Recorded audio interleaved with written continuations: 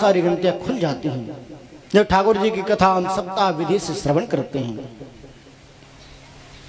तो जैसे ही कथा विश्राम हुई तो धुंधकारी को लेने के लिए विमान आया। तो जैसे ही विमान देखा गोकर्ण जी महाराज ने तो कहने लगे कि मैंने कथा तो इतने लोगों को सुनाइए, वहां गोकर्ण जी खाली अकेले थोड़ी ना बैठे हुए थे, कथा श्रवण के लिए तो बहुत सारे लोग वहां बैठे हुए थे, लेकिन एक ही विमान क्यों आया, एक लोग को ही लेने के लिए क्यों आया एक विमान। तब कह दिया महाराज विमान तो सबके लिए आता, कथा सबने सुनी है, लेकिन जिस भाव से धुंधकारी ने सुनी है उस भाव से इन लोगों ने कथा नहीं सुनी है। श्रोता महाराज तीन प्रकार के होते हैं। एक प्रथम श्रोता होता है, एक श्रोता होता है और तीसरा सोता होता है। महाराज प्रथम श्रोता की तो यही बात है कि भाव के साथ आनंद के साथ कथा को श्रवण करेगा। जैसे ही कथा विश्राम हुई आरती लेकर के ठाकुर जी को प्रणाम करके घर को जाएगा। लेकिन महाराज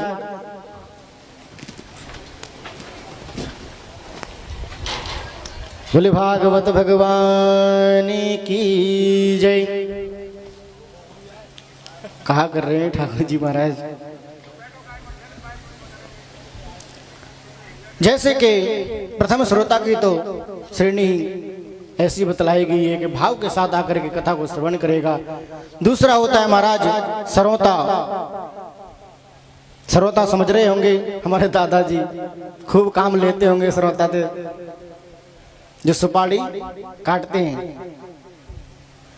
तो उसी तरह एक श्रोता की श्रेणी में आता है महाराज कि आकर के पांडाल में बैठ जाएगा और एक दूसरे से कहेगा कि सोने राम जी कथा तो बढ़िया करवा रहे हैं, लेकिन टेंट ऐसो लगवा दियो है, यहाँ पर ये ऐसो करवा दिया है, यहाँ पर ये व्यवस्था और होनी चाहिए थी। मतलब उसकी बात हर बात को काटना वो श्रोता की श्रेणी में आ जाता है। एक दूसरे में जैसे व्यास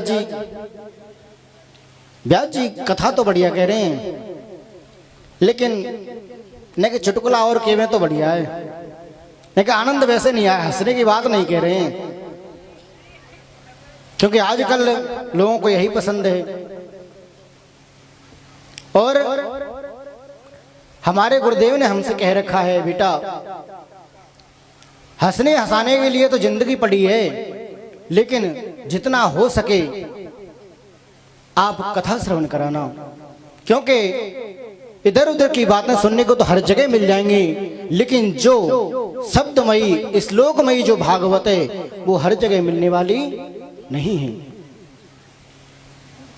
तो दूसरा हुआ श्रोता और तीसरा हुआ महाराज सोता के घर में बैठे रहेंगे। तो सोने राम जी कहेंगे कि मैं घर में बुलाने के लिए गया था तो अभी आए नहीं है। कोई बात नहीं, बढ़िया बढ़िया नए कूलर खरीद के लाए हैं, बढ़िया ठंडी ठंडी हवा दे रहे होंगे, वहीं जाकर के कुर्सी डाल के सो जाएंगे। जैसे ही प्रसाद मिलने की बारी आएगी प्रसाद लेकर के घर को जाएंगे। कुछ लोग ऐसे होते हैं महाराज आकर के कथा में, क्योंकि एक बात तो जरूर है कि जितनी अच्छी नींद आपको घर में नहीं आएगी उससे बढ़िया नींद आपको कथा में आएगी। कथा में नींद क्यों आती है? ये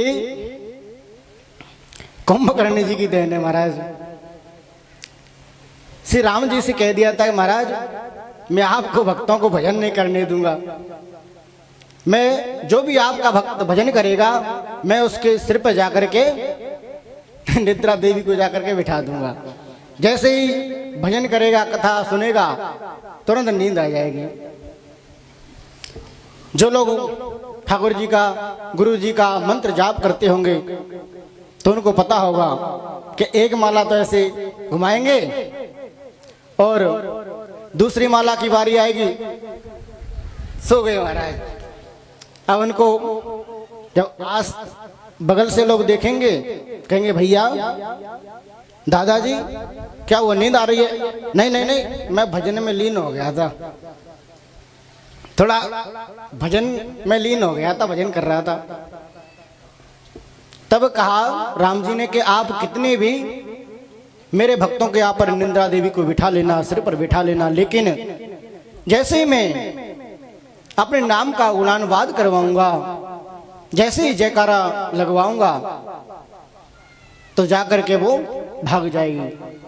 इसलिए कथा में जब भी भजन आए, ठाकुर जी का गुणानुवाद आए, गोविंद के गुणानुवाद करने का, गाने का मौका मिले, तब जरूर गाना चाहिए, जयकारा अवश्य बोलना चाहिए।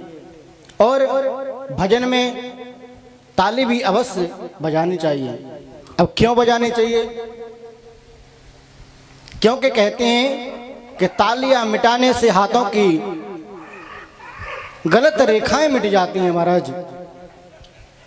तालियां बजाने से हाथ की गलत रेखाएं मिट जाती हैं, तो मिट जाती हैं लेकिन जाती कहाँ है महाराज? जो नहीं बजाते हैं उसके सिर पे जाके बैठ जाती हैं। जो नहीं बजाते हैं उसके सिर पे जाके बैठ जाती हैं। इसलिए देख लेना, जब भी भजन होए तालियां जरूर बजाना, नहीं तो आपके सिर पे आकर के बैठ जाएंगी गलत रेखाएं। और जितनी ताली बजाओगे जितने भाव से, उतनी बढ़िया भाग्य की रेखा, धन की रेखा बढ़ती जाएगी। इसलिए भजन में तालियां अवश्य बजाएं।